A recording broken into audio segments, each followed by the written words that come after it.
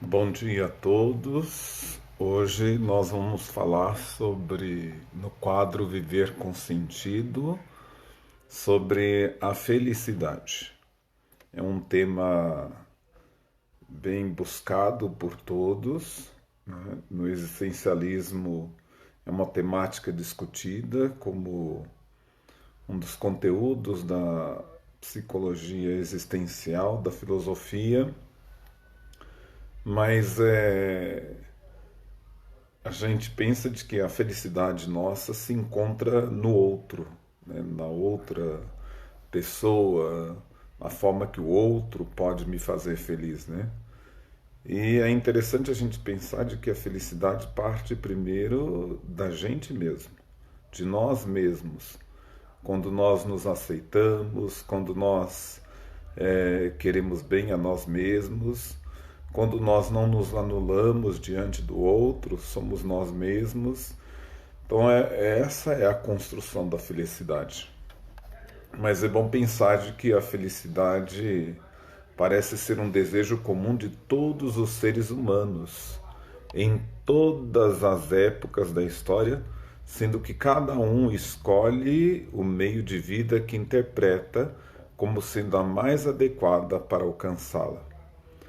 O mundo pós-moderno é identificado em muitos aspectos por um crescente desapego nas relações interpessoais, individualismo exagerado, cultura do hedonismo e do consumismo e um desinteresse pelos fenômenos sociais, o que demarca as subjetividades em uma realidade do consumo.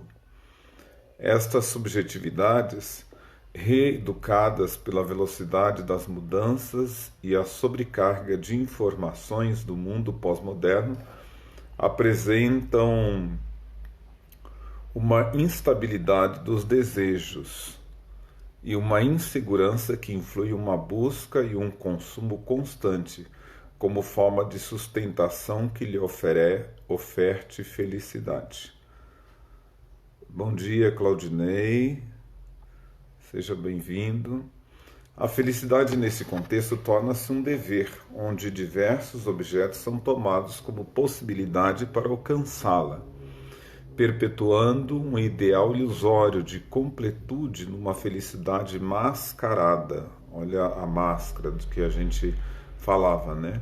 Ou seja, ilusória, forjada em uma ideia de pronta e infinita, ressignificando valores como amor, fé e amizade. Frente a tantos ideais novos, diversos tipos de objetos são ofertados como sendo aqueles que proporcionarão a felicidade para a atual sociedade consumista, sendo estes objetos um meio transitório de minimizar o desprazer. Então, olha aí, nessa sociedade tão conturbada, tão desestruturada, onde as pessoas procuram significar a própria vida, a busca da felicidade às vezes se encontra justamente em objetos ou momentos, muitas das vezes transitórios. E as pessoas vão em busca dessa felicidade, fixando em determinados objetos, em determinadas situações, né? Há o filme do Quando Nietzsche Chorou, há uma frase muito interessante: amamos desejar mais do que amamos o objeto do nosso desejo. Então a gente vive buscando, direcionando, mirando a nossa busca da felicidade, né? O prazer é sem dúvida a essência básica da felicidade, advinda da realização de desejos de alegria experimentada. Contudo, nem sempre, quando um sujeito experimenta prazer, através de algum objeto que investiu, sente o bem-estar, podendo esse sucesso ser algo penoso, porém mantido para que assim esse sujeito possa estar inscrito socialmente e consumindo o que os demais consomem. Então nós temos que pensar de que ontem nós falamos sobre a culpa, né? Então muitas das vezes a busca desse bem-estar para uns pode ser um momento de prazer, de sucesso. Para outros pode ser um momento, uma possibilidade momentânea de prazer, mas que traz em si uma certa angústia. Mas a pessoa, para se inscrever no mundo social do consumismo, ela vai quase que se travestindo dessa possibilidade simbólica, né? Diante de tantas formas simbólicas com que o mundo pós-moderno oferta a felicidade, correlacionando-a com o prazer, problematiza-se de que forma a literatura de Freud pode contribuir na compreensão das perspectivas da felicidade no mundo pós-moderno. Partindo dessa problemática, tem-se como objetivo desenvolver uma análise sobre o tema felicidade, evidenciando as perspectivas de Freud em suas possíveis aplicações correlacionando as ideias presentes. Aí é interessante de que quando a gente olha na psicanalítica, a gente fala assim nessa questão da busca do prazer, do desejo, né? No existencialismo, nós vamos pensar a felicidade é a ausência do desprazer. Ser feliz é o que todo ser existente deseja. A gente sempre está aí em busca dessa felicidade. A felicidade, no entanto, está cada vez mais distante do alcance humano. Parece ser permitido apenas e tão somente às crianças, na medida em que existe toda uma propulsão social no sentido de levá-las ao seu encontro. O adulto parece não mais ter direito a ela. O sentido de vida do adulto, na quase totalidade das vezes, é a realização profissional, com que se empenha durante grande quantidade de tempo da existência.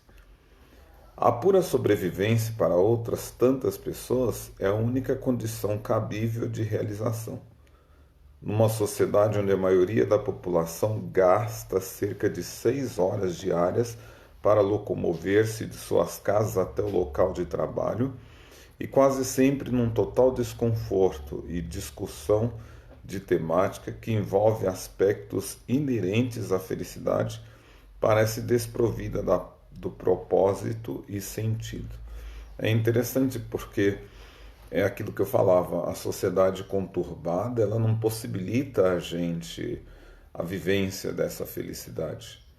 Entretanto, nós podemos vivê-la no momento em que nós deixarmos de buscá-la externamente e passarmos a buscá-la internamente, ou seja, nos realizando e nos enxergando enquanto sujeitos de nós mesmos, né, na nossa vida. É um assinte ouvir celeumas que envolvem a questão sobre o prazer quando existe tantas pessoas envolvidas na mais degradante das misérias, além de outras tantas situações inconcebíveis de aviltamento à dignidade humana. Felicidade é uma temática que parece não ter espaço nas discussões das necessidades do homem contemporâneo. A sobrevivência está cada vez mais difícil e torna indelével tudo que não remeta às discussões da expoliação mercantilista a que o homem contemporâneo está submetido. Quando nós assim pensamos, nós vamos falar assim, olha, o homem está de tal forma imbuído ou mergulhado na sociedade moderna, contemporânea, que ele se traveste para poder estar nesse meio, né? Viver nesse meio. Parece-me que há um padrão de comportamento que vai fazer com que as pessoas encontrem a felicidade só vivendo padrões de vida, padrões de realização. Eu vou ser feliz se eu for igual ao sujeito ali que para mim é feliz. Eu vou estar bem comigo mesmo se eu cumprir esse papel que parece-me que todo mundo cumpre. Não é bem assim. Eu posso estar feliz sendo eu mesmo. Embora quando eu estou vivendo o eu interior, eu mesmo, parece que eu vou incomodar tantos outros. É interessante, eu vejo, acho que até a vida de um papa, não me recordo se, acho que é João Paulo I, quando ele assume o pontificado e ele começa a quebrar padrões, né? E um deles, que se encontra lá no filme, parece-me que os cardeais começam a procurá-lo no Vaticano e de repente ninguém o encontra, até que o cardeal lá, Carmelengo, ele vai atrás no jardim, encontra o Papa conversando com o jardineiro. E aí então esse cardeal diz assim: não fica bem para o senhor estar aqui no jardim, ainda mais conversando com o jardineiro. E ele pergunta por quê? E o cardeal responde, né? Porque nenhum papa fez isso. Então ele fala assim: olha, escreva aí no livro do Vaticano que eu fui o primeiro papa a conversar com um jardineiro, né? Mas quase que dizendo assim: olha, eu não vou deixar de fazer aquilo que é o meu ser, o meu eu, para poder ser aquilo que vocês querem que eu seja, para poder me vestir do jeito, do modo que vocês querem. E no entanto ele demonstra isso, né? É preciso que a gente desça do pedestal.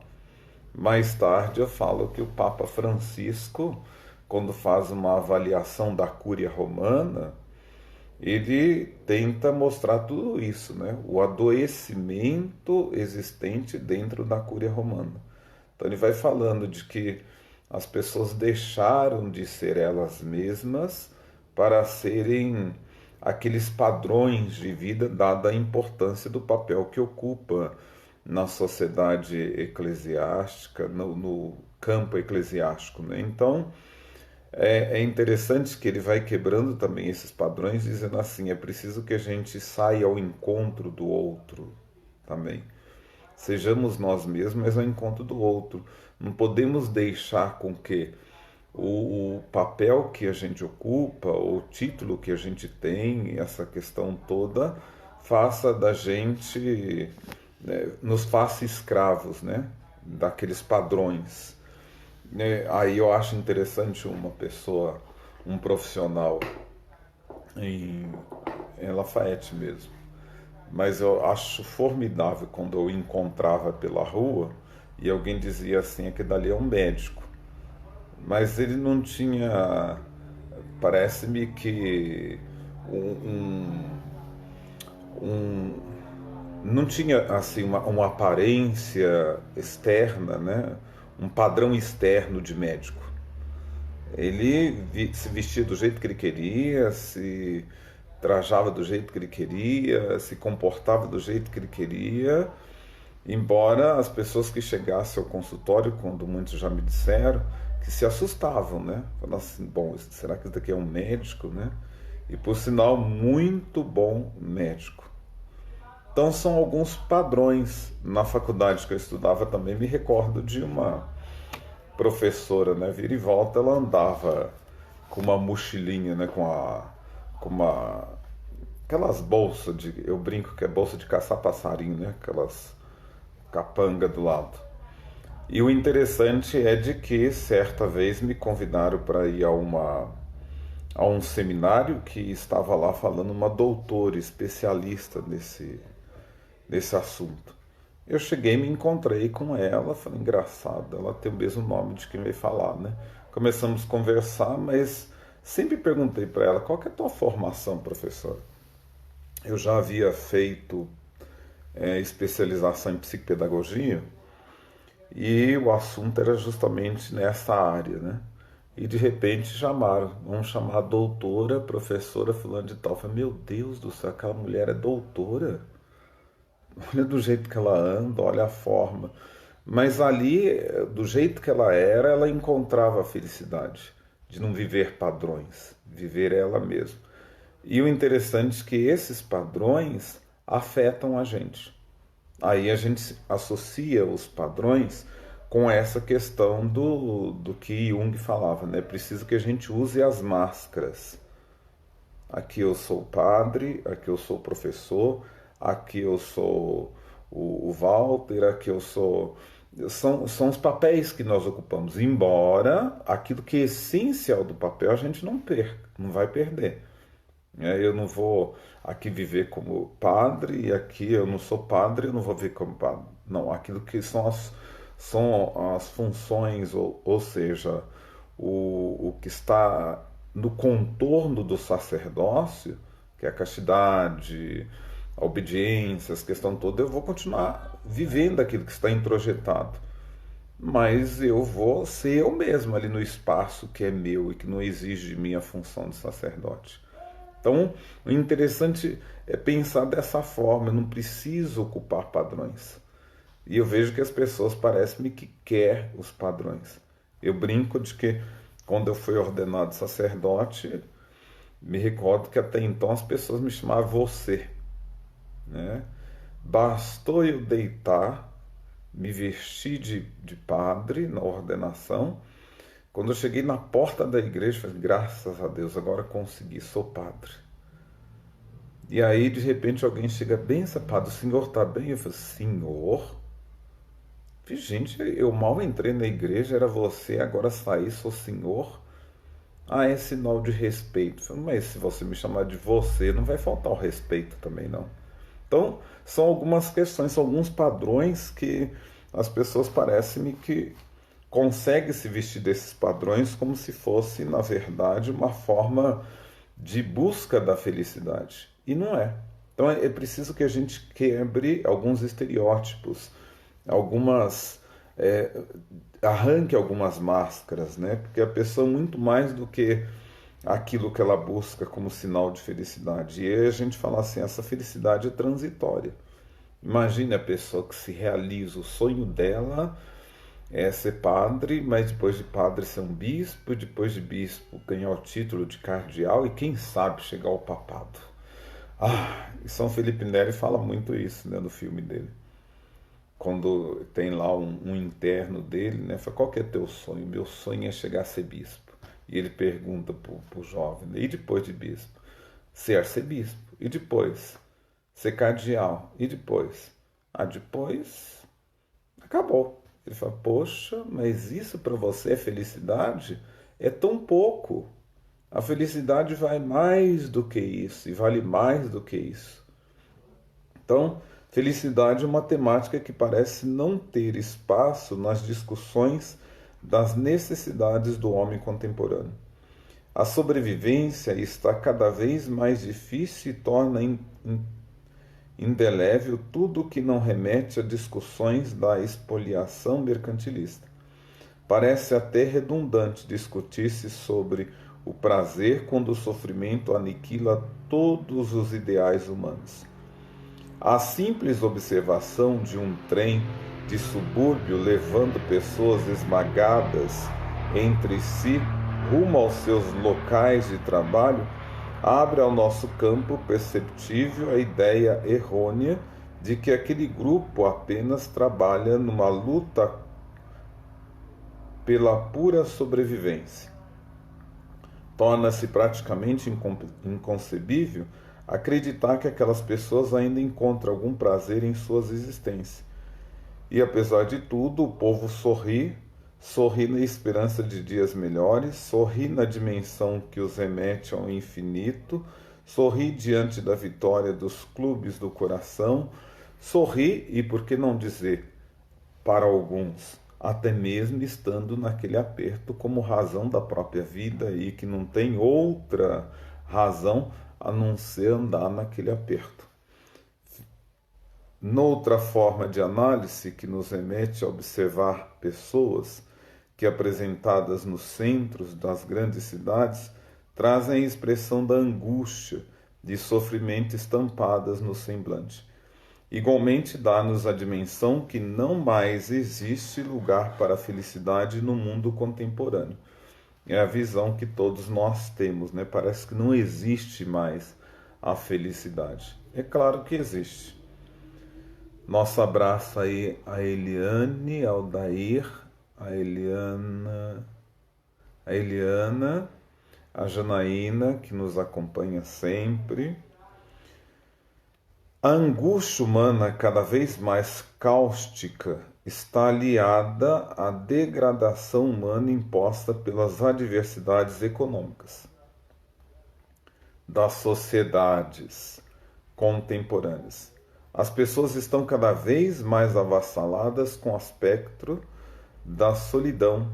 A angústia parece adquirir uma dimensão irreal diante do sofrimento. Viver parece tornar-se um peso insuportável para um número cada vez maior de pessoas. E vai se tornando mais insuportável quando nós não criamos saídas, não construímos caminhos, não renovamos a própria vida. Eu acho interessante e gosto, né, quando as pessoas falam assim, nossa, você viaja muito, graças a Deus. Se eu posso, vou viajar. Se eu não pudesse viajar, com certeza eu estaria fazendo outra coisa. Para quê? Para poder dar um compasso para a própria vida e buscar algo que seja diferente daquilo que se torna repetitivo. Então, me recordo de um colega dizendo assim, olha, eu sou padre há 20 anos e nunca tirei férias. Ele ficou todo, falou com o peito cheio, né? E ele pensou que eu fosse elogiar, eu apertei a mão dele e falei, meus pêsames. Quando você morrer, a única coisa que o povo vai fazer é ligar, quando você ficar doente, a única coisa que o povo vai fazer é ligar para o bispo e perguntar se não tem um padre sadio. E a única coisa que vai permanecer na igreja é um quadro teu lá na sacristia, que o povo vai lembrar com saudade de você até que morra a última pessoa que te conheceu e outros virão e olharão quem foi esse homem aqui. Então, é preciso que você viva momentos que faça com que você repense a própria vida, né? Encontre sentido nela, senão ela vai causar sim essa solidão, essa angústia, porque você não sabe fazer da sua vida uma arte de viver. A ansiedade frente às incertezas dos sistemas sociopolíticos é seguramente um dos indícios da forma e dimensão que toma as agruras da existência do homem contemporâneo.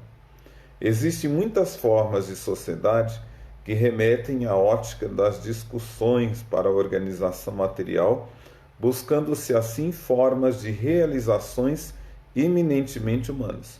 O homem contemporâneo busca suas realizações na estruturação material, sem ao menos perceber que esse tipo de realização não preenche o seu vazio interior. E daí a gente volta àquela questão do Nietzsche que eu falava, né? Amamos desejar mais do que amamos o objeto do nosso desejo, né? A gente busca o material, deseja, ou seja, o que o Nietzsche quer falar? Eu vivo a minha vida fixado, né? Querendo comprar esse óculos. Faço de tudo, não tem outra razão na vida senão trabalhar e juntar meu dinheiro para poder conseguir este óculos. Aí eu até deixo de viver. Aí consigo o óculos, que é a razão da minha vida, passa um tempo, alguém me pergunta, e os óculos que você comprou? Ah, não, falou assim, não, meu sonho é comprar um grampeador. Aí eu começo a lutar, deixo até de dormir para conseguir aquele grampeador, consigo, coloco de lado e aí vou. Nós amamos desejar mais do que amamos o objeto do nosso desejo. Mas o que é preciso fazer para a gente buscar algo que realmente não seja. Buscar algo que realmente não nos cause um vazio interior?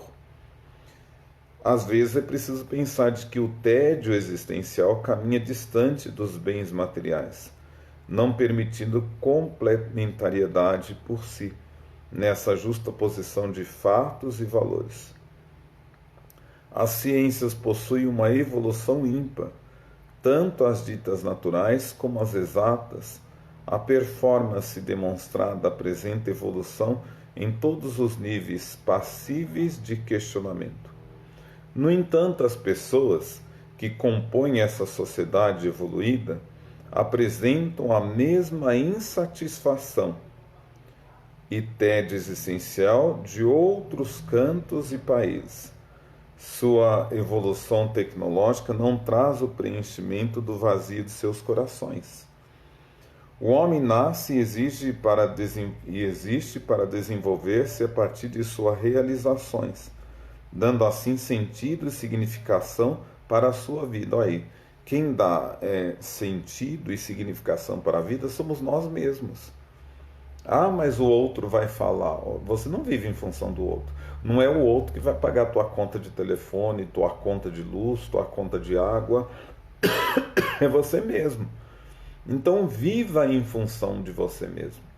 Se você não se amar, buscando tudo aquilo que você gosta, é claro, dentro dos seus padrões éticos e morais, ninguém vai fazer isso por você. Ninguém vai buscar isso por você. É preciso que você busque. Não se anule enquanto sujeito. Por quê? Você é que vai construir e vai dar significação para a própria vida. O apego e busca do desenvolvimento material aniquilam essa possibilidade existencial.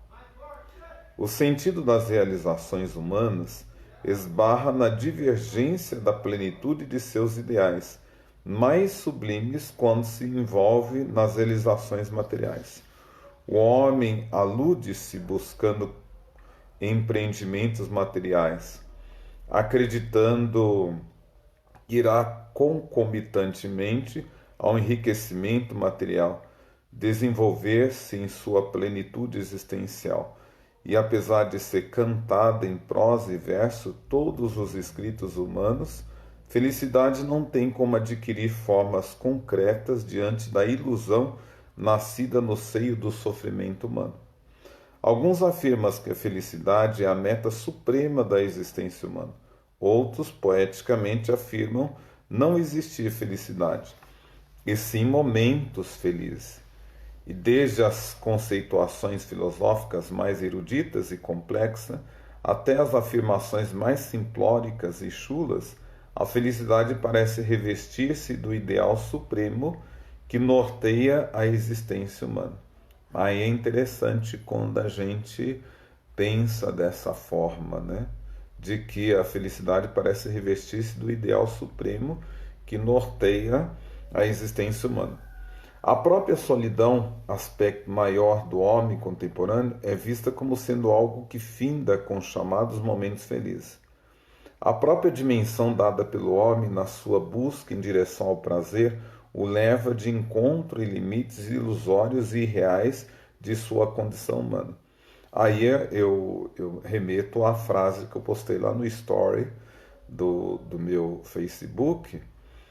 Às vezes a gente sente muita solidão, né? Mas quem vai fazer ou construir o seu espaço e a sua vida somos nós mesmos. Tá lá, eu vejo muito isso, a pessoa chega, eu me recordo de uma pessoa chegando no meu consultório dizendo assim, olha, ninguém gosta de mim, né? Eu não sirvo para o casamento. Depois eu até achei uma música, né, que canta, antiga, ninguém me quer, ninguém me ama, né? Mas a pessoa reclamando que era feio, que ninguém gostava dele, essa questão toda, né? Eu falava assim, e aí? Eu falava assim, isso me causa uma solidão. Mas o que você faz para quebrar tudo isso? Nada, eu sou mais caseiro, fico mais dentro do quarto. Uai, quem vai sair da própria solidão é a pessoa mesmo. E eu às vezes até brincar, porque você não coloca na frente da tua casa uma placa, né? Procura-se namorada. É como a gente coloca, vende-se chup-chup, vende-se isso, vende-se aquilo, coloca então, procura-se namorado. Quem sabe alguém vai bater lá na tua porta e vai tirar da solidão. Só assim, porque somos nós que construímos aquilo que nós queremos. E às vezes é preciso fazer graças da própria vida, né? Ontem mesmo eu contava para uma paroquiana aqui, né? De vez em quando meu cabelo começa a branquear do lado, às vezes em cima, e eu começo a dar risada, porque fica igual gambá, né? Com aquela faixa branca em cima. Então eu procuro, antes eu não me informava não, mas eu procurei uma vez numa farmácia, falei assim, gente, vou passar essa tinta nessa mecha branca aqui, nesses cabelos brancos. Mas eu não sabia que para comprar uma tinta era preciso olhar a cor que vem escrito na caixinha. Eu olhei só a figura do homem, o cabelo do homem estava pretinho, levei para casa, passei a tinta no cabelo, vi lá as instruções, depois lavei o cabelo. Quando eu olhei, quando eu olhei no espelho, eu me assustei comigo mesmo, porque eu fiquei loiro. E já era noite, eu falei assim, meu Deus do céu, o que que eu faço? Mas eu comecei a dar risada, falei assim, "Oh, gente, são essas loucuras que nos fazem sair da angústia, da tristeza e da risada da gente mesmo, né? Eu não fiquei bravo hora nenhuma, mas eu arranjei um recurso de sair correndo à noite, ainda procurando uma outra farmácia ou algum lugar que vendesse uma tinta da cor no meu cabelo, né? Voltei em casa ainda tarde da noite e repintei porque eu tinha consultório no dia seguinte, né? Então são esses momentos. Me recordo de um outro fato. Indo ao oftalmologista, ele dizia assim, ô padre, você precisa usar lente de contato. Eu falei, não, eu detesto, doutor, detesto. Eu tentei uma vez, aquilo me incomoda. Não, vamos tentar, vamos ficar um tempo aí de lente. Eu peguei e brinquei com ele, falei, já que o senhor vai me dar uma lente de contato, só podia fazer um favor, então me dá uma lente de outra cor, para eu ficar ao menos algum tempo com o olho de outra cor, embora eu tivesse que usar o óculos, que a lente não teria grau nenhum.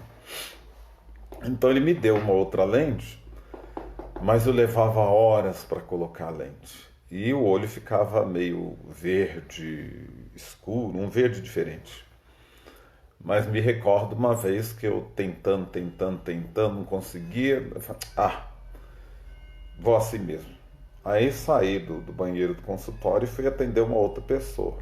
Eu tô vendo que a pessoa ficava olhando para minha cara, e olhando para minha cara, e olhando para minha cara. E eu achava interessante, falei assim, oi, eu devo estar muito estranho, ou essa pessoa está me olhando demais.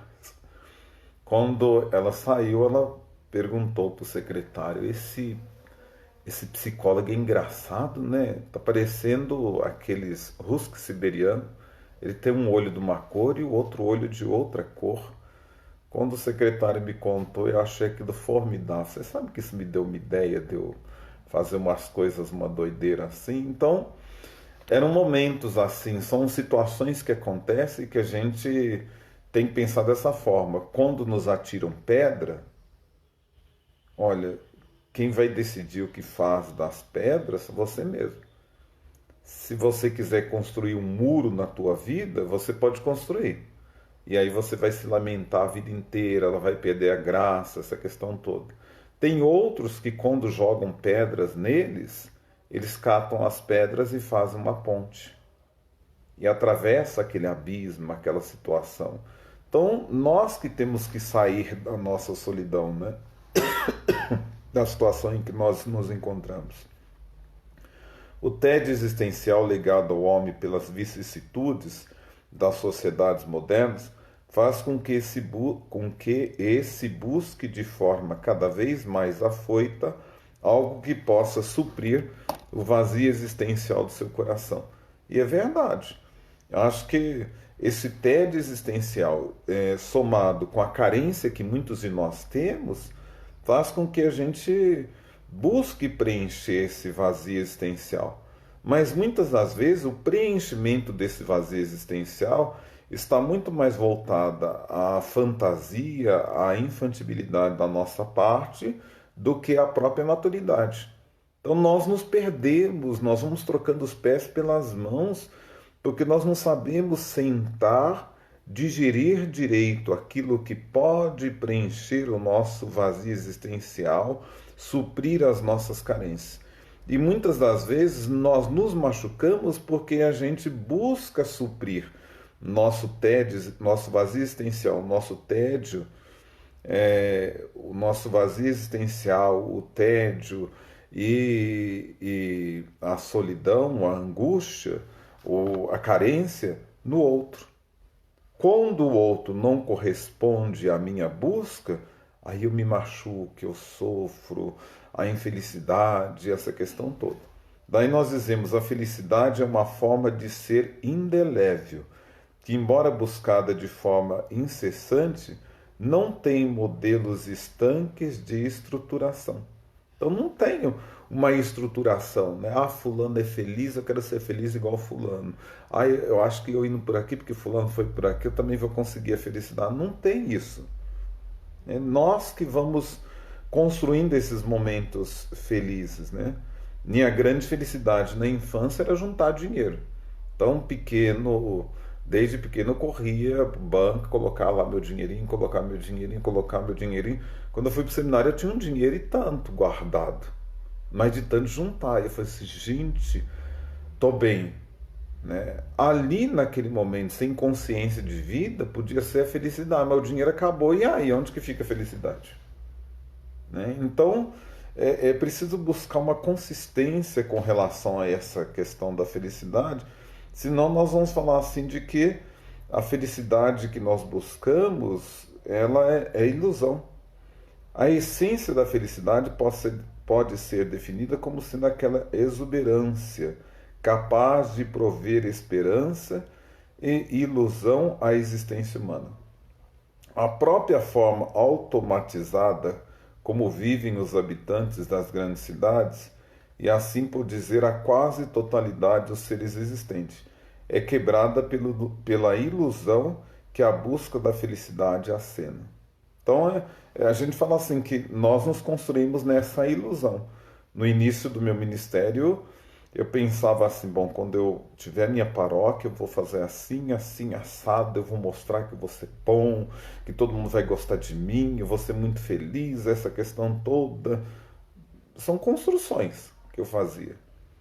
E aí quando eu ia às reuniões e percebia que as pessoas mostravam nas reuniões que a paróquia estava organizada, as pessoas se davam bem, nunca me falaram de que havia fofoca, discussão, desentendimento, desde o início do ministério. E para mim eu falei assim, gente, será que sou eu que sou péssimo, eu não presto, minha paróquia não vai para frente?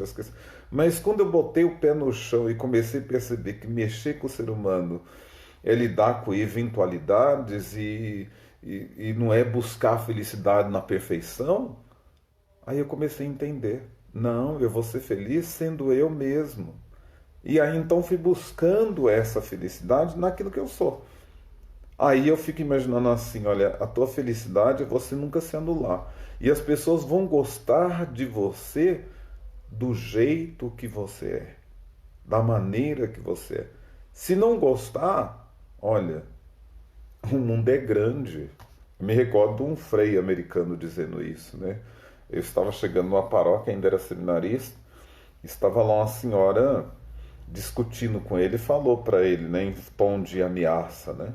Se o senhor não mudar, eu não volto mais nessa paróquia. O frei olhou para um lado, para o outro, depois vira e falou assim, ah, perfeitamente, a senhora fica à vontade, a cidade é grande e tem outras paróquias, a senhora vai onde a senhora se sentir melhor, se sentir feliz. Mas eu não vou deixar de ser quem eu sou porque a senhora não vai com o meu jeito de ser. E achei formidável isso, né? A pessoa, ela não pode exigir do outro para poder fazer com que o outro preencha aquilo que ela busca, né? Mas o outro tem que ser ele mesmo. A miséria estampada ao longo das favelas existentes nas grandes cidades é a estampa maior das desigualdades existentes no seio das sociedades capitalistas. Seus habitantes vivem de maneira mais degradante possível e sem apresentar indícios do conforto. O mundo dos homens, com sua estruturação em países e sociedades é dominado por um número bastante reduzido de pessoas. Todos capitalistas, no mais lato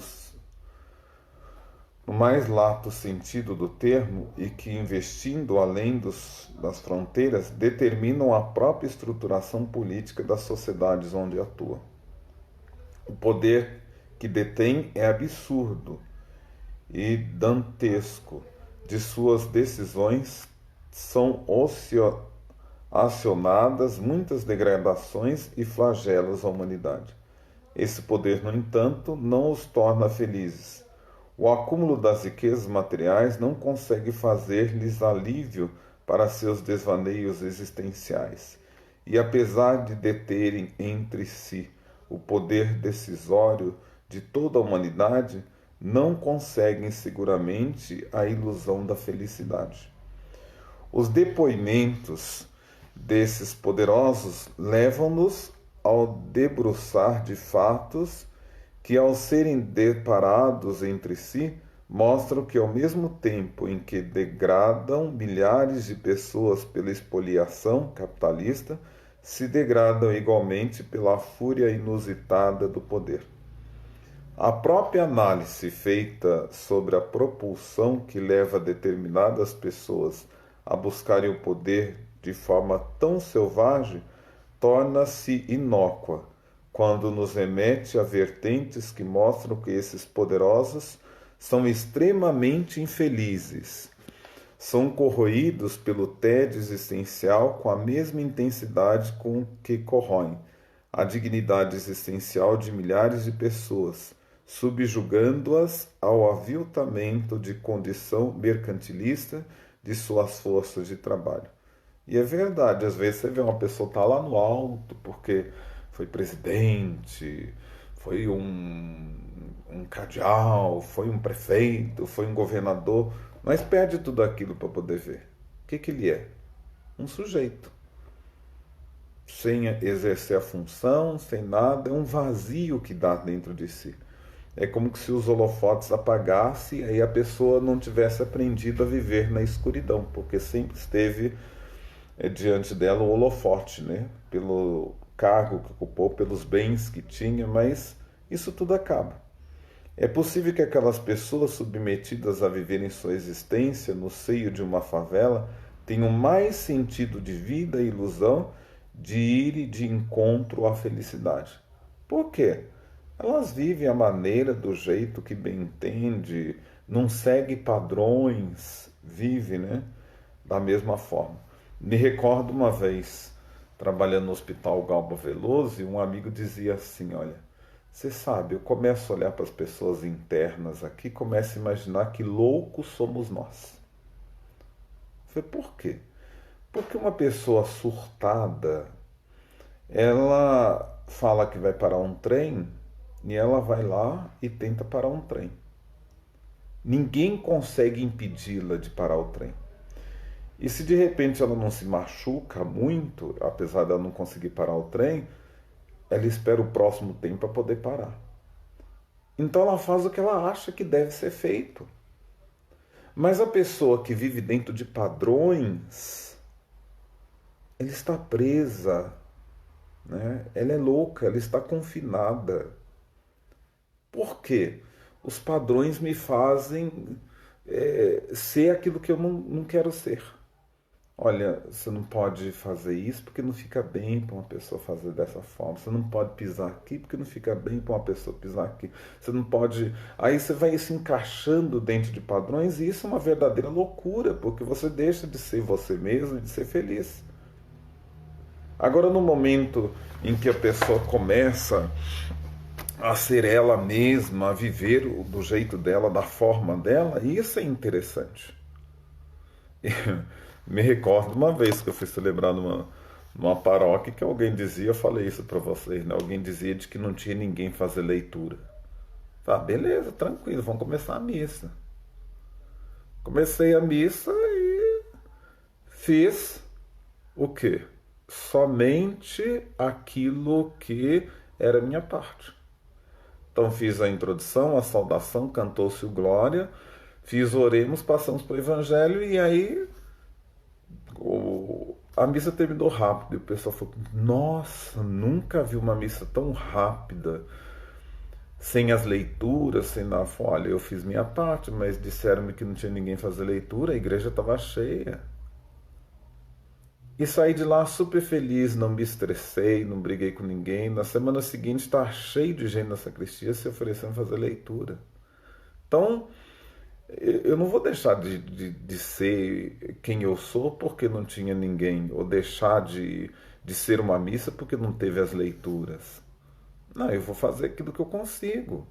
Da mesma forma, a gente sempre vai ser o que a gente é e fazer o que a gente consegue fazer. Isso não vai fazer da gente menos realizado do que os outros que se realizam porque fazem tudo. Não. Isso é o teu jeito, a tua maneira, o teu modo, a tua forma, né?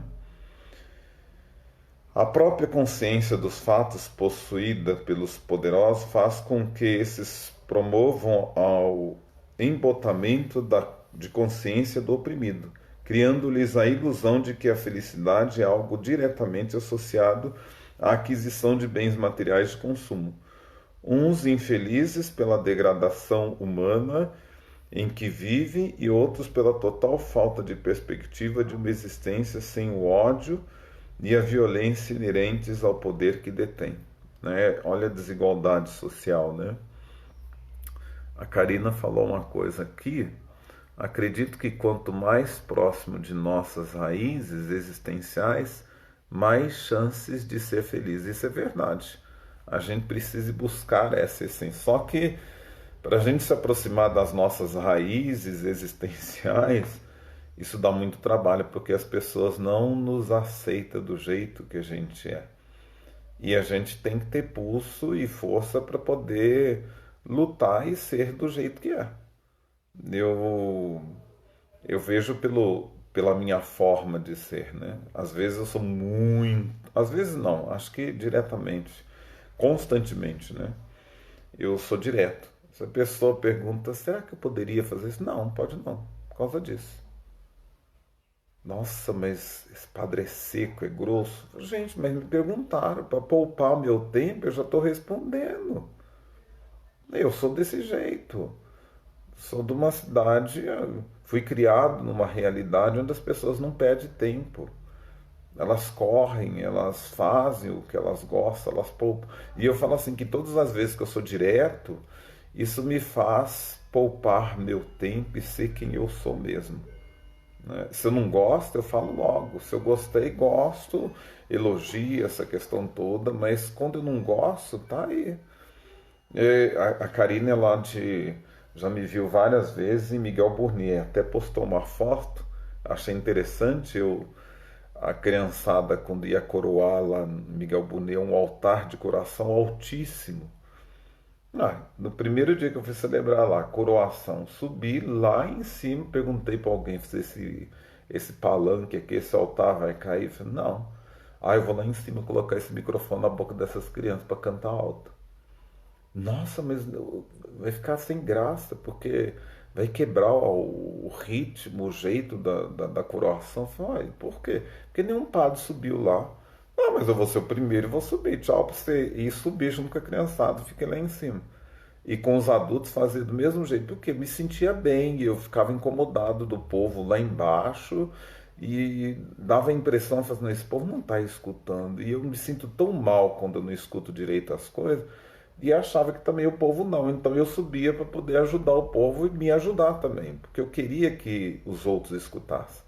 Então subi. Então é interessante ir em busca da essência, né, da existência, das raízes da existência.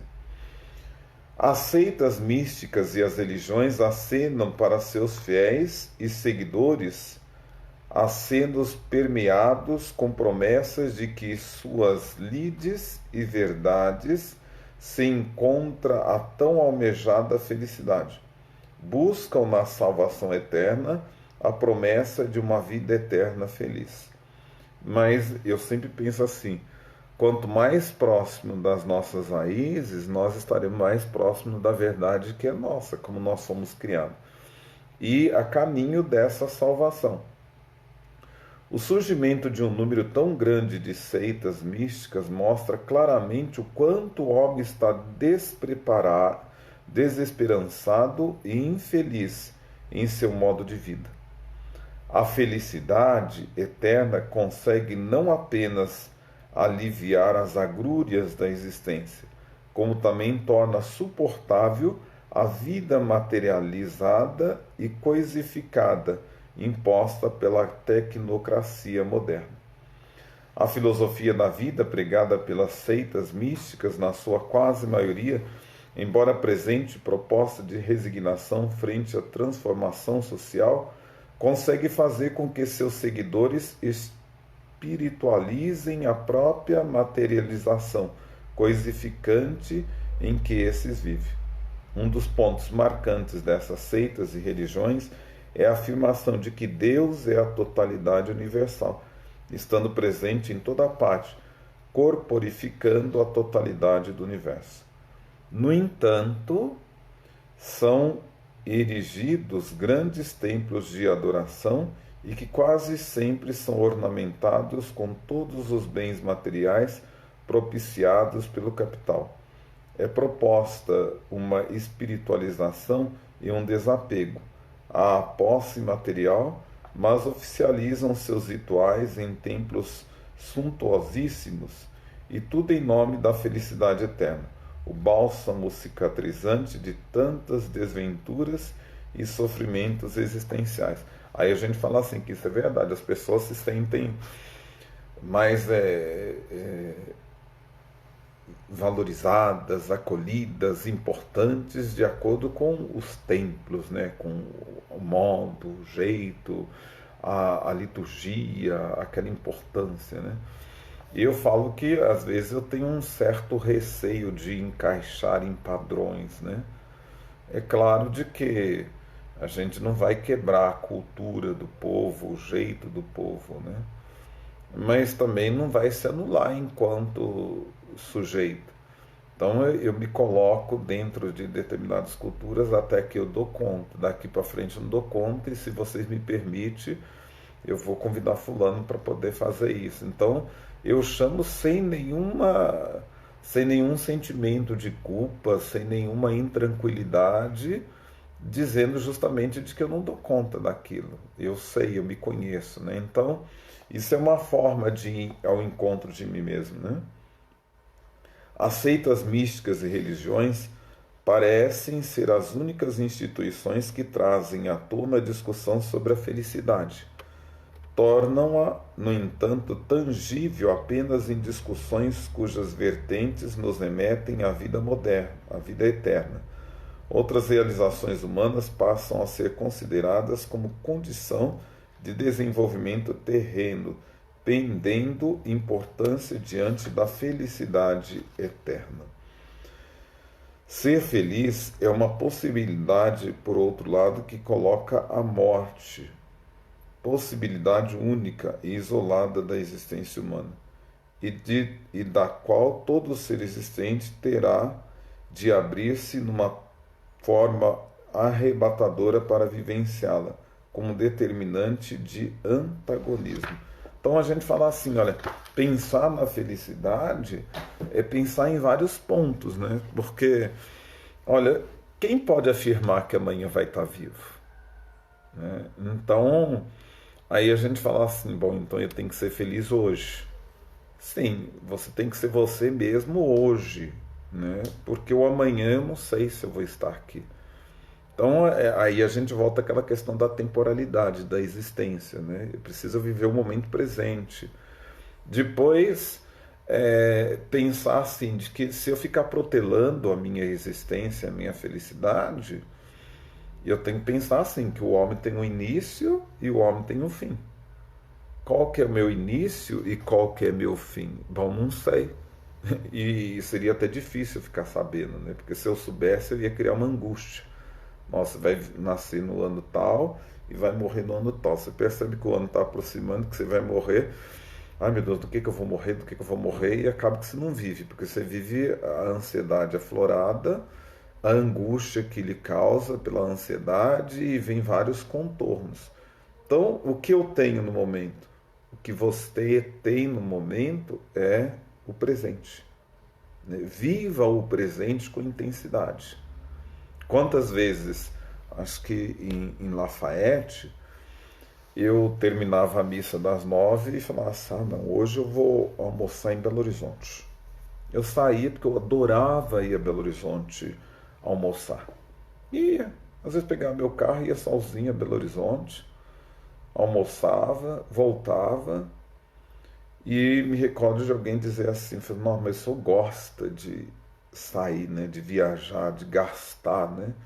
Falei assim, olha, fique você sabendo que eu não estou gastando o que é da paróquia. Eu sou psicólogo, sou professor e gasto o que é meu. E não vou deixar de fazer porque os outros acham que eu estou fazendo dessa forma. Então, eu sempre gostei, sempre fui, né? Às vezes eu cheguei, voltei depois da missa do sábado à noite e voltar à meia-noite, 1h da madrugada de Belo Horizonte, que eu fui jantar. E nunca deixei de fazer essas coisas que eu gosto, né? Quantas vezes não tenho vergonha de dizer, e fui a um retiro, fiquei no retiro um tempo, e de repente falei assim, não, tá muito difícil, tá cansativo, não tô, eu tô cochilando nas palestras, as coisas. Juntei minhas coisas, coloquei dentro do carro e fui embora, né? Para poder passear num lugar que ninguém me conhecesse. Não para poder aprontar, não é essa a sugestão, né? Mas justamente porque eu falo assim que esse era um verdadeiro retiro, né? Ali eu tinha que estar comigo mesmo, né? Pensar na minha própria vida, no meu jeito de ser, de agir. Então, são essas questões, né? Em busca da gente mesmo, é em busca da nossa essência, né? Em busca daquilo que nos faz bem. Eu sou um padre que gosto de viajar. Eu sou um padre que gosta de inventar, de cozinhar. Eu sou um padre que gosta de fazer de tudo um pouco. E já fiz várias coisas. Nesses dias mesmo eu estava pregando um cochete numa túnica porque estava caindo e alguém olhou e falou assim, o que é isso? Eu falei assim, eu faço. De pouco tempo mesmo no mosteiro que eu morava, eu escrevia com agulha, bordava o nome nas minhas roupas para não misturar com as outras. Falei, quem te ensinou? Eu falei, eu vi uma senhora fazendo e fiz. Outra vez, morando num lugar gelado, estou lá conversando com a senhora, fazendo um cachecol, que eu não sei essa questão. Eu estou vendo a mulher pegar um, solta outro, pegar um, solta outro. Ela falou assim, eu vou fazer um cafezinho para a gente. Peguei lá a agulha da dona e comecei, bom, pegar um, solta outro, pegar um, solta outro. Quando ela voltou, ai meu Deus, você estragou mesmo. Quando ela olhou, ela começou a dar risada, ai, mas você sabe fazer isso? Eu falei, não, fiquei olhando a senhora fazendo. E achei interessante, isso daqui exige muita paciência, né? E quando percebi, eu tinha feito já um cachecol para mim, grandão.